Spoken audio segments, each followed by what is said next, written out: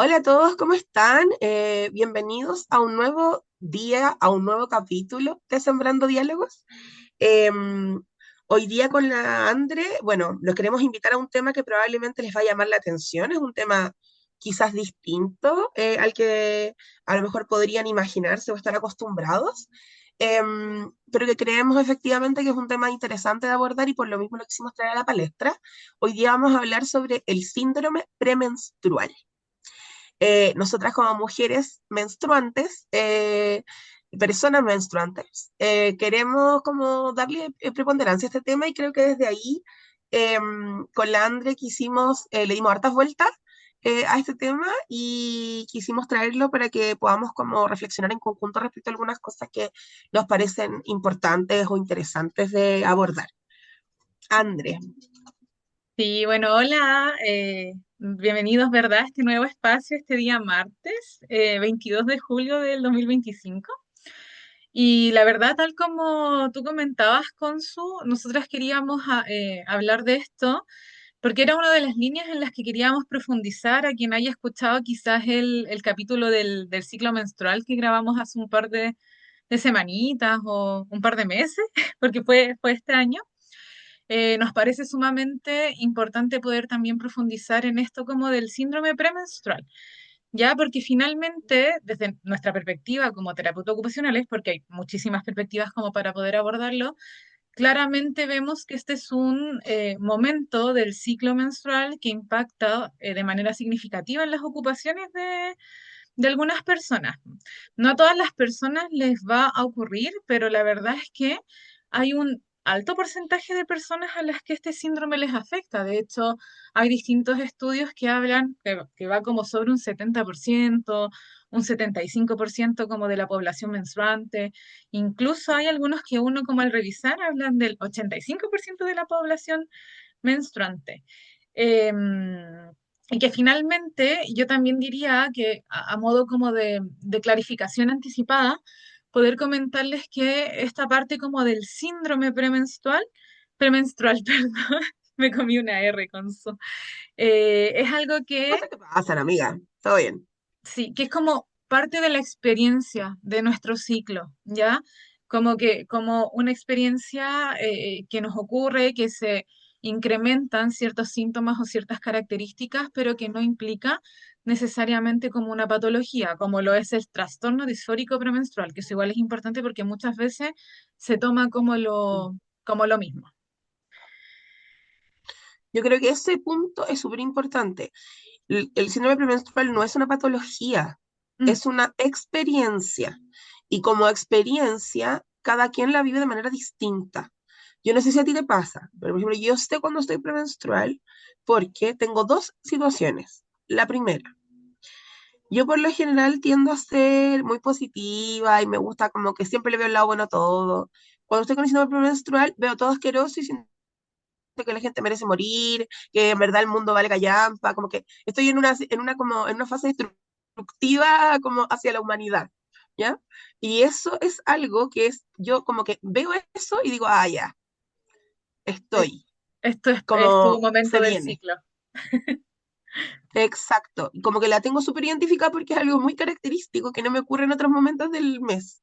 Entonces yo digo, ah, ya, listo, esto es, ¿no? Y lo otro que me pasa es que, como dices tú, es algo como una experiencia. Me pasa que hay veces que estoy, por ejemplo, como más sensible, Mm. a veces físicamente, como que hay partes del cuerpo que me duelen y que no me dolían en otro momento, no me duelen en otro momento, y a veces emocionalmente, como que hay cosas que como que me afectan de una manera diferente. ¿Cachai? Y yo digo, ah, ya, odio la humanidad y sensibilidad en algún lugar que es distinta a mi sensibilidad habitual. Yo digo, listo, estoy. Pero esa es mi experiencia que a lo mejor no se parece a la tuya y tal vez no se parece a la de mi prima, ni tal vez a la de mi mamá. Y está perfecto, porque como es una experiencia, es personal. Y yo creo que hay cosas comunes, pero también hay cosas que son más individuales. Sí, de hecho, en verdad, mis síntomas se parecen harto a los que compartes. Y ahí quizás poder contarle, sí, bueno, es que son parte de los más comunes. poder contarles que en verdad este síndrome premenstrual que se denomina, que son como esta experiencia que la Consu ahora estaba, por ejemplo, compartiendo, habla de un conjunto de síntomas, ¿ya? Que pueden ser físicos, que pueden ser a nivel emocional, como esto que tú compartías con su de mayor sensibilidad, y que también pueden ser a Sí, claro, nivel, obviamente, como emocional y se vincula con lo conductual, ya como estos cambios de humores que son a veces medios complejos y que te aumenta, por ejemplo, la irritabilidad, ¿ya? Y esto sucede generalmente entre una o 2 semanas antes de que a nosotras nos llegue la menstruación, ¿ya? Eso como biológicamente corresponde a la fase lútea, que el tiempo de esa fase va a depender de cada una eh, y que van a tender a desaparecer cuando ya la menstruación como que baja unos días previos o unos días después como de iniciar, ¿cierto?, el sangrado. Y la verdad es que se acompañan de toda esta como, como decíamos, de estas síntomas o esta aparición como de conductas en estas como en esta línea que les nombramos. Entonces, bueno, como tú decías con su cambio de humor, es una de las claro. como, ¿cómo decirlo? Como de estas señales importantes. Y yo ahí como que agregaría en verdad que es eso, que no a todas nos va a pasar de la misma manera, pero que No, obviamente a todas nos va a influir en nuestra cotidianidad.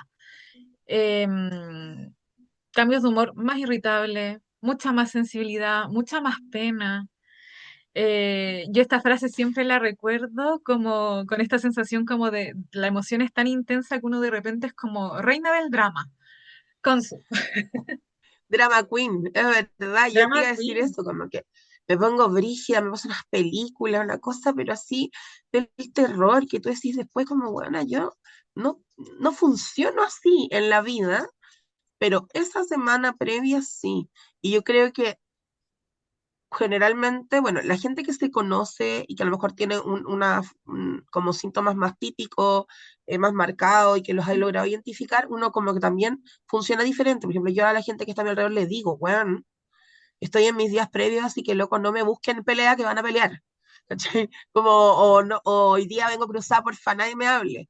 Porque es la forma en la que yo también como que trato de como alertar a mi red cercana, porque a veces no son cosas personales, es que a veces yo no me soporto ni yo nomás. Como, no tiene que ver con que el otro haya hecho algo extraño, distinto, a veces tiene que ver con que yo tengo una tolerancia diferente y está bien, como que hay que darle un lugar a eso también. Nosotros vivimos en una sociedad que no nos permite mucho eso, esto ya lo hemos hablado 8000 veces y yo siempre salgo con este cuento y voy a seguir saliendo porque de verdad creo que es súper importante como entender de que el mundo actual no nos permite a veces conectar con esos como periodos de nuestro ciclo natural y las mujeres tenemos un ciclo natural que es cambiante y está bien. Como yo creo que eso es lo correcto, darle un lugar a eso. ¿Cachai? Mm, o sea, definitivamente creo que es desde esa comprensión, sí, comprensión.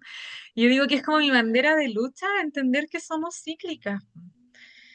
Y bueno, ahí está Sí, la invitación a que conversamos harto con la Consu en el capítulo del ciclo menstrual, de que obviamente por sí, cada fase en la que nos encontremos en nuestro ciclo, nuestras habilidades de todo tipo, como comunicacionales, emocionales, motoras, cognitivas, van a ir variando dependiendo del momento en el que nos encontramos. Entonces, es súper sí. como bonito y necesario también poder hacer ese trabajo de conocimiento personal y entender por qué de repente cambiamos tantas características cuando estamos premenstruales o versus cuando estamos, por ejemplo, en la fase preovulatoria o dinámica que también se le llama.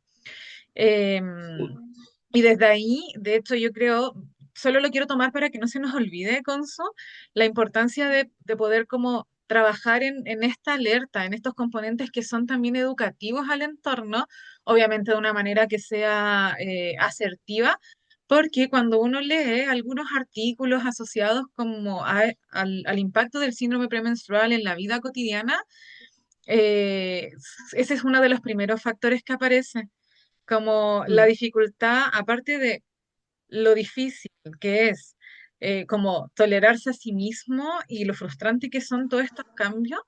Una Claro, de las grandes como complicaciones es la dificultad con los pares, con mis mm, amigos, con mi pareja, con mi familia.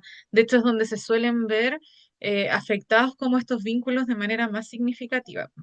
Y ahí, quizás antes de pasarnos a poder conversar un poquito sobre dónde vemos estas dificultades en las cotidianas, yo igual quería agregar que los síntomas que componen esto son varios. Ya hablamos de los cambios de humor, hablamos también como de sí, estas sensibilidades, también es un periodo donde puede haber un aumento importante de la fatiga o del cansancio, del apetito, del sueño, como es la sensación de inflamación, que es súper común cuando te duele el estómago, te sientes claro, hinchada, te duelen las pechugas, y claro. claramente la alteración de la energía y como las habilidades cognitivas, también es un periodo que está súper afectada a la atención, entonces es súper importante, por ejemplo, cuando trabajamos con déficit atencional, y en cualquier otra situación, tener súper claro esto y entender finalmente cómo podemos acompañarnos de una manera que sea como mucho más compasiva y consentida. Sí, yo creo que eso es lo más importante, como lo compasivo. Nosotros no somos iguales todos los días. O sea, piensa que todas las personas nos levantamos de una manera distinta cada día y que nos pasan cosas en el día que nos van a ir como reportando cosas. Entonces yo creo que tener claridad de eso y poder funcionar desde ese lugar nos permite también como ser más atingentes en algunas cosas que de pronto pueden ser más complejas, y que es normal que sean complejas, voy a decir. ¿Cachai? Porque la vida tiene sus complejidades, pero si además yo tengo y me está pasando internamente algo, eso también va a complejizar o no ciertas situaciones. Y está bien como que lo tengamos en claro para poder, obviamente, obrar de una forma que nos facilite la vida un poco. Yo ahí como quería solo destacar, ahora que vamos a pasar a hablar sobre cómo el síndrome premenstrual afecta a la cotidianidad, quiero como partir como diciendo que lo último, o sea, como reiterando algo de lo último que dijiste, cambian elementos tan básicos como la energía, pero también como hábitos. A lo mejor tengo menos ganas de ir al gimnasio, a lo mejor no tengo más ganas de comer cosas que no como habitualmente, o tal vez estoy como con necesidad de comer ciertos alimentos por sobre otros. Yo tengo amigas que les da por comer chatarra, otros que les da por comer chocolate, a otras que les da por comer, no sé, manzanas, y a otros que le dan por comer helado, y como que es como un momento en el que uno como que realmente tu cuerpo tiene otros requerimientos. Entonces como que como tiene otros requerimientos, te lo hace saber desde otros lugares, ¿cachai? Por Sí, ejemplo, yo tengo una amiga que cuando está premenstrual me dice, bueno, es que tengo todo el día hambre. Tengo todo el día, podría comerme, buena, 5 ballenas, porque, buena, tengo todo el día hambre. Pero si tú la miras el resto del mes, es una persona que no tiene problemas alimentarios, no es que esté comiendo, no sé, como que no es que tenga una ingesta como hipercalórica o que coma puras leceras, ¿no? Pero en ese momento ese es un requerimiento. Cuando uno no sabe eso, uno muchas veces puede caer en el hecho de como tratarse mal por eso. ¿Por qué no ujú, pude seguir la dieta esta semana? ¿Por qué no fui al gimnasio las 2 veces que voy siempre? ¿Por qué no tomé tanta agua? Bueno, porque está en otra etapa de la vida nomás y no pasa nada. Entonces yo creo que como el ciclo menstrual y en particular hoy día que estamos hablando del síndrome premenstrual es una realidad que nosotras no nos inventamos. Porque hay gente que cree que es como, ay, claro, lo dicen porque como que quieren comer, quieren hacer o quieren, como que hay gente que todavía cree que eso no existe. Y yo de verdad como que sin ánimo de, yo aquí me hago cargo de mis palabras, pero sin ánimo de querer decir nada malo contra esas personas, amigo, amiga, si usted no cree, está perfecto, pero de verdad hay personas que le ocurren, y yo diría que casi todas, les ocurre el síndrome premenstrual en algún momento de su vida al menos. Entonces, como que creo que hay que ser respetuosos de ese proceso y en ese contexto darnos cuenta de que es un proceso que tiene un tiempo, no es que dure para siempre, es un momento dentro del ciclo menstrual en el que efectivamente van a haber cambios en nuestros hábitos, en nuestra energía, en nuestra rutina sí. y en nuestra capacidad de tolerar ciertos elementos dentro de la rutina en la que nosotros nos desenvolvemos.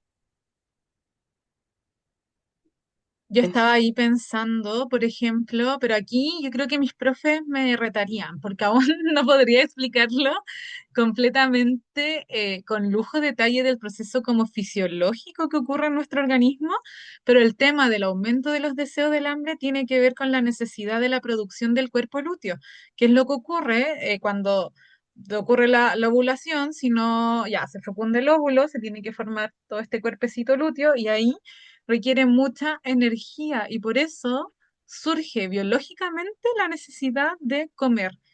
Y que uno asocia estas ganas así como me quiero comer un dulce, un chocolate, un paquete de papas fritas, como, o como esa sensación como de comerte grasita, así como, no sé, a mí me pasa que yo en esos momentos siento deseo de dulce, antojos y papas fritas. Papas fritas, muchas papas fritas.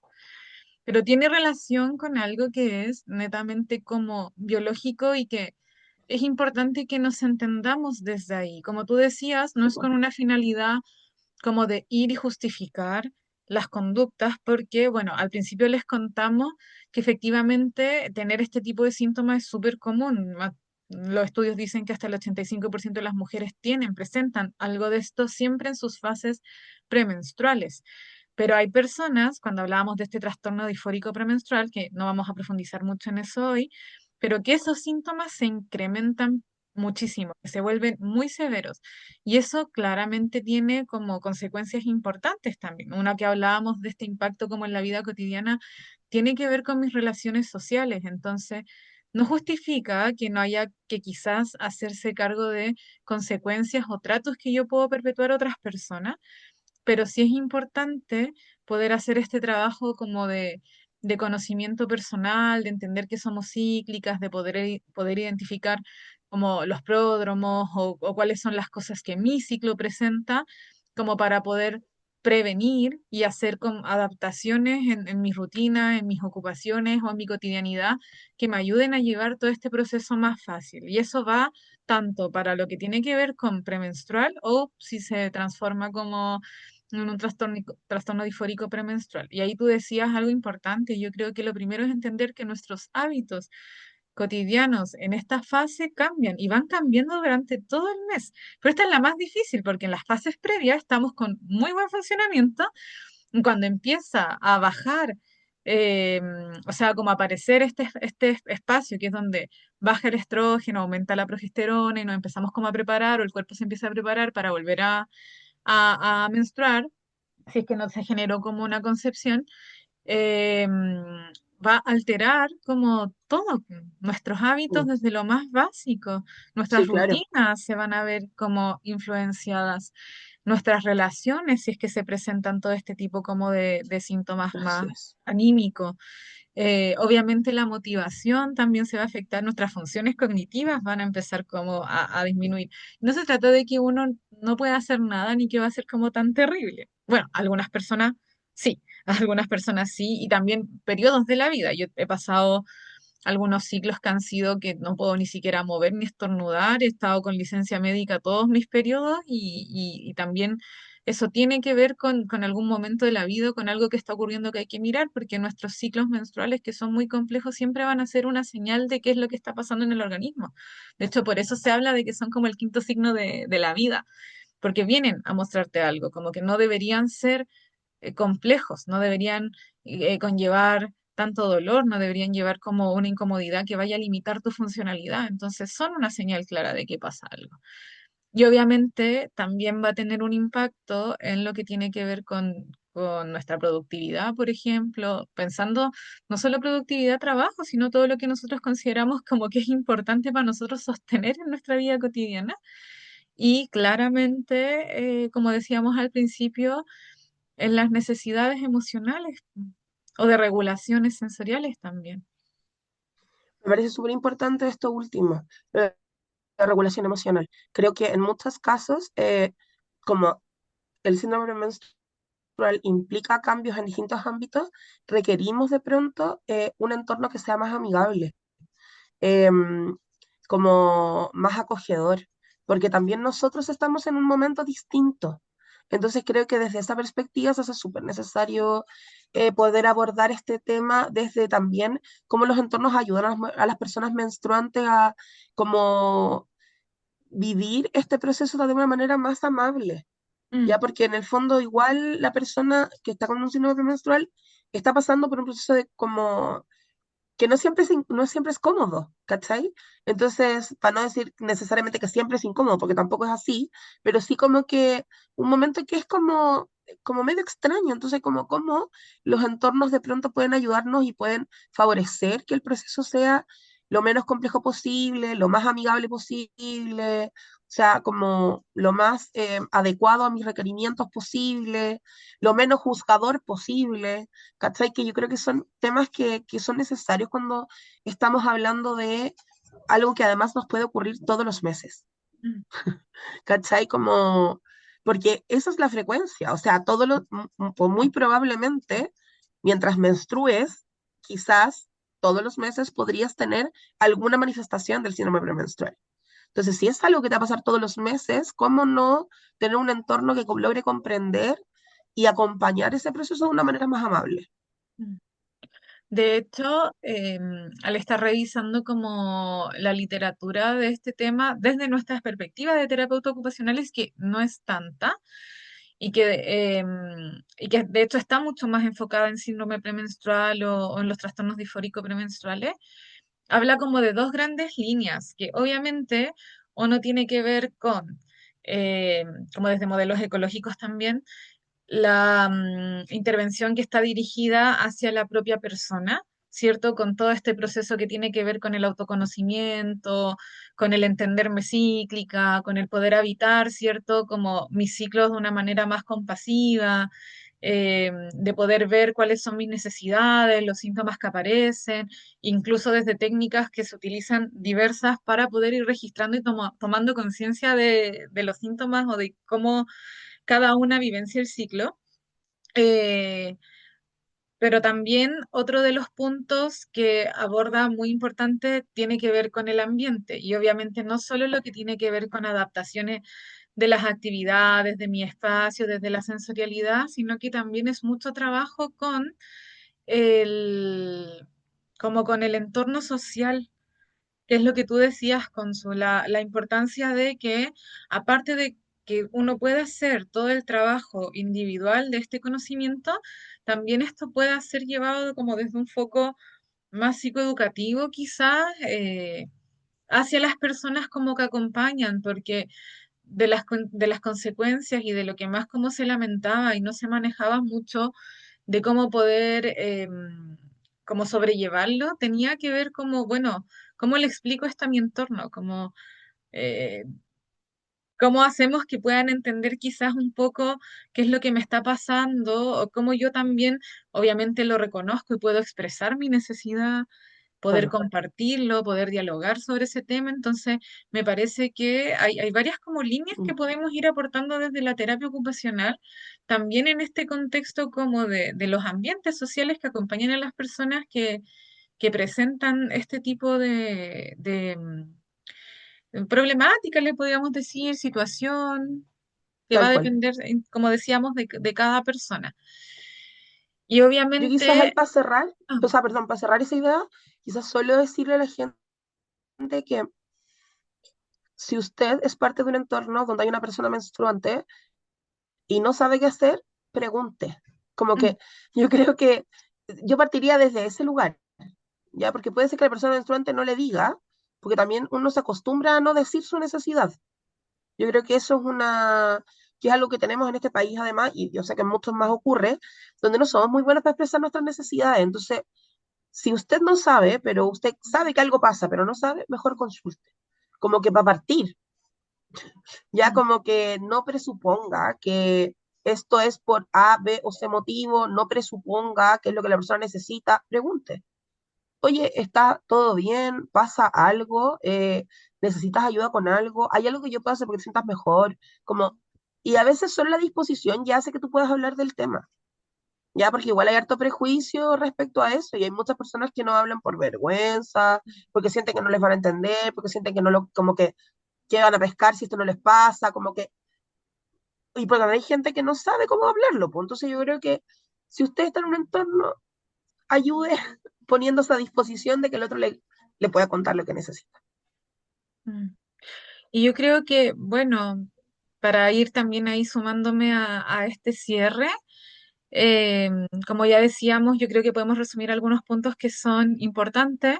Entender nuevamente que esto es algo que le ocurre a gran parte de las personas que menstruan, que no implica necesariamente una patología, pero que si sienten que esto es demasiado severo y que está teniendo un impacto Mm, sumamente eh, como grave en la cotidianidad, si es necesario poder consultar para poder recibir un apoyo en este tema.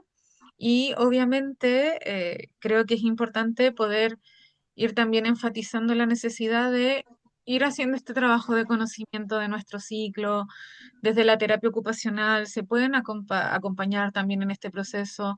Se acompaña también en la adaptación de las rutinas cuando uno está presentando alguno de estos síntomas que se hace como más fuerte. Es importante que las personas también sepan que quizás ahí, no sé, pues necesario bajar un poco el ritmo, descansar un poco más, tomar pausa, distribuir las tareas de manera diferente. De hecho, algunas de las estrategias que existen respecto a estos estudios de habilidades es que cuando una ya tiene más conocimiento de cómo funciona su ciclo, poder incluso distribuir a nivel mensual ciertas cosas. Como claro. hay ciertas tareas o ciertas funciones que tenemos a cargo que quedan mejor en ciertas fases del ciclo y se invita a que siempre en esta fase premenstrual o la fase menstrual uno pueda incluso poder bajar un poquito como la carga y como la intensidad del día a día para poder también acompañar a nuestro cuerpo que necesita como descansar un poquito más. Y yo Mm, creo que esos son conocimientos importantes a los que tenemos que prestarles atención porque la cotidianidad y el mundo de hoy en día no nos invita tanto a eso. Y obviamente también uno trabaja como en conjunto con la persona, explorando, incorporando a la rutina distintas estrategias o ocupaciones o actividades que puedan como promover regulación emocional, que puedan promover regulación desde lo sensorial.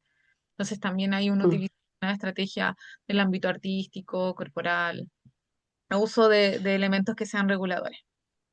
Y yo creo que como en ese término, también como de acciones de autocuidado, porque yo creo que todas las estrategias de regulación emocional y de regulación sensorial también van en la línea del autocuidado en este momento de la etapa como en esta etapa específica del ciclo.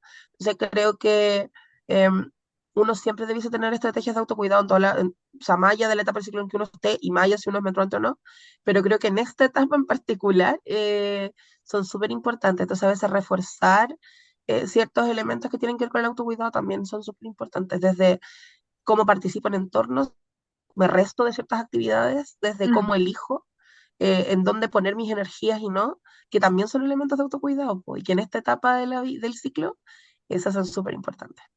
Sí, solo le sumaría a eso como necesidades de este cuidado que también obviamente es a nivel individual, pero también como tú decías antes, ir reforzando la importancia de este cuidado colectivo. Y bueno, con esa reflexión decidimos cerrar este capítulo. Encantadas quien se anime a poder conversar, contar qué les pasa, pedir sugerencias también. Y bueno, si también hay terapeutas ocupacionales que escuchen esto, entender cómo desde dónde trabajan o acompañan cuando las personas que atienden en sus procesos les refieren algo. Incluso cosas básicas como si preguntamos como qué está pasando con el ciclo menstrual. Así que yo creo que es harto para poder reflexionar. Sí, así que esperemos que a todos les sirva. Y bueno, y si ustedes son profesionales de otra área que no son terapeutas ocupacionales y escuchan este capítulo, también sería interesante saber qué es lo que hacen respecto al ciclo menstrual. Así que ahí déjennos sus comentarios y esperamos verlos nuevamente en otro capítulo de Sembrando Diálogos. Eso, muchas gracias. Chao. Nos vemos. Chao.